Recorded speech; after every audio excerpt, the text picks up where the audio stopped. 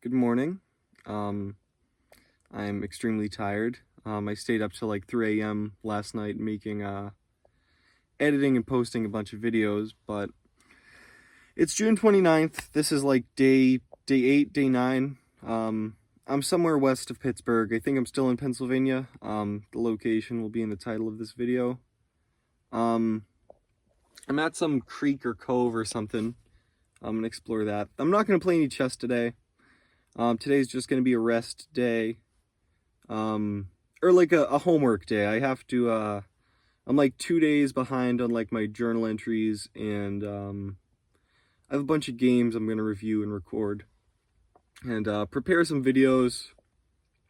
I really don't want to get out of, I don't know if you'd call this bed, but like get out of sack right now.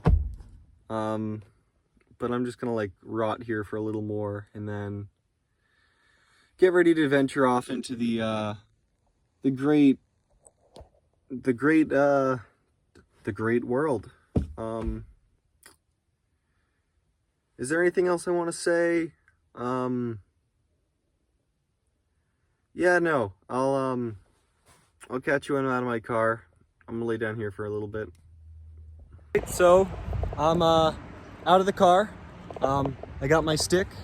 I'm barefoot, as you should be when you're out in nature, and in general. I'm going for a walk along the Cross Creek Park Loop Trail. It's going to be about 2.8 miles. It should be fine. And I just finished up recording a bunch of chess videos. After I post them, I'll be caught up with all of the games that are worth recording. And then I'll just be caught up on my videos, which is going to be sick. Then I'll just write. I'm behind on my journal entries. I have to do my journal entry about Philadelphia, then yesterday's entry, and then I'll have to do today's entry as well. But that's all fine. So I wanted to make a more philosophically inclined video right now. I dabble with that stuff, so I figured I'd fuck around with it on this channel as well. And the subject is going to be on that of religion, right? So I don't particularly believe in God, at least not in the conventional sense, right? My conception is more so like that of fate or nature or like existence in itself would be my conception of God.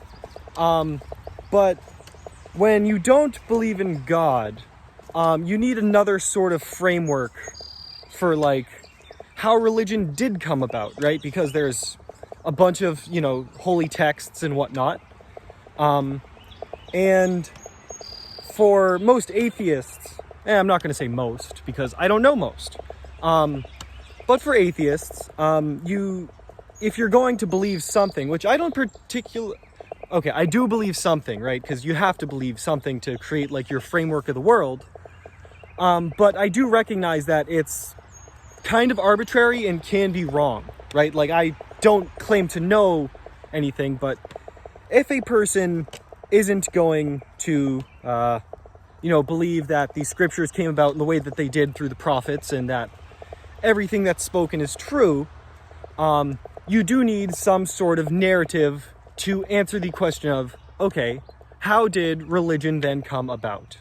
And I'm gonna lay the...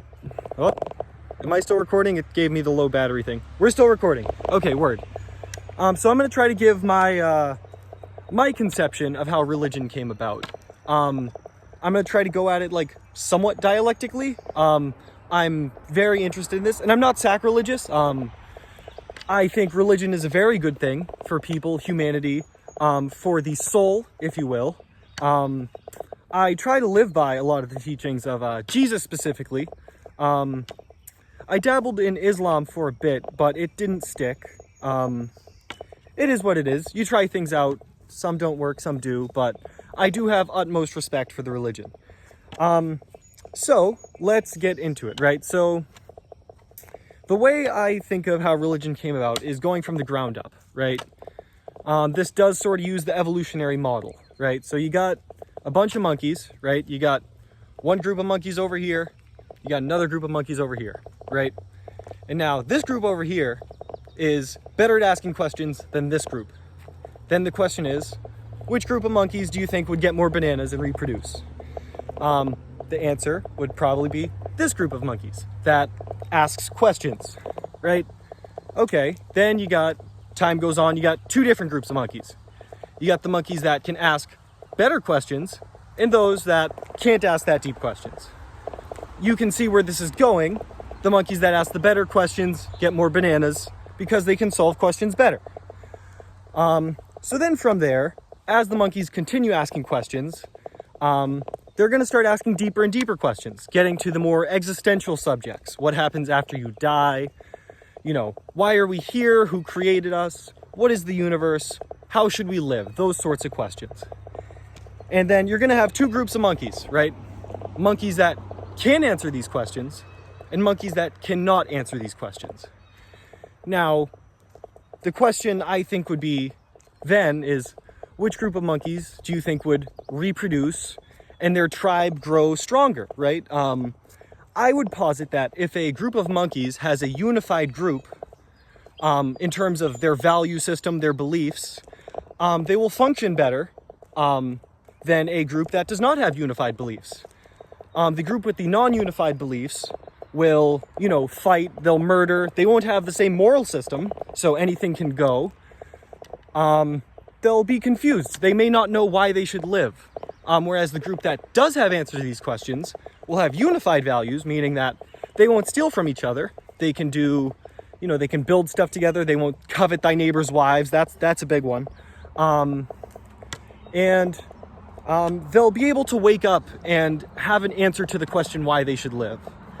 So I posit that this group of monkeys that has the answers would then continue on living. So from then on, it doesn't really matter what the religion is, so long as it answers the questions, right? And then we can continue this line of thinking, right? You have two groups of monkeys. They both have religions that answer these questions, right? And I don't want to say serve these purposes, because that sounds a bit sacrilegious. But you do have there are benefits religions offer, right? So you have the one tribe of monkeys that their religion has less contradictions than the other tribe of monkeys. You can then see which one is going to continue, right?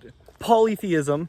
I don't want to shit on polytheistic religions, but monotheism from a speculative standpoint makes more sense than polytheistic religions. You can't have two all-powerful, all-good beings, because if you have two of those, then they can't be all-powerful. I'm a bit lackluster in this part of the dialectic, right? But, so then, right, say you have a tribe of monkeys with a religion that gives prophecies, right? And one that doesn't, right?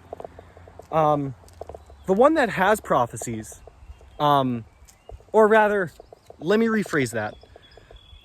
Some of these religions that come about will then have prophecies, right? Because that can serve as a way of proof, right? If you can predict something, it makes your theory look stronger. I know I just called religion a theory. Sorry about that. So you then have the ones that make prophecies. And then from there, if you have enough religions that do prophecies, by sheer numbers, some of them are going to come true. And the ones that come true with the most ridiculous probabilities will then be seen as more miraculous because they are acts of God, acts of improbability. How could that happen? That's ridiculous. You're saying a shrimp fried this rice? Get the fuck out of here, right? So that answers the more prophecy aspect of it. And I guess my idea there has been illustrated that in my perspective, religion is simply a naturally selective sort of tool that evolved through humanity to help humans function together and get out of bed in the morning and have a reason to live, a reason to act moral, because without a religion, it's harder to get unified values, morals, ethics. You have to jump a whole bunch of hurdles and all that. But yeah, I think I'm gonna leave this here. Please let me know what you think of the Dialectic. Comments would be very appreciated and what you guys think. And I'm just gonna continue around this trail and enjoy the rest of my day. I'll probably find a library later. And actually, I don't want to do an outro. I might find more shit that I want to record. But my battery is low, so I'll catch you. If I don't, this is the end of the video. So I've gone a bit off the beaten path. There was originally a fork in the road. One was the main trail, one was a side road. And then from that side road, there was then another side road where this is extremely overgrown. It hasn't been walked on in years. So I'm checking this out. I'll let you know what I find at the end of it. I made it to another section of this path. There's much more like tree foliage and like a more bigger opening. It's a pretty cool scene. Yeah, that's all for now. This is a shame. It just sort of ends. Yeah, I came from over there, over there, and like, it just ends. I was expecting like a body of water, maybe a wild animal encounter, a side quest, if you will. But there was just nothing. So I'm gonna head back. My phone's almost dead, so I'll probably meet you back at the car.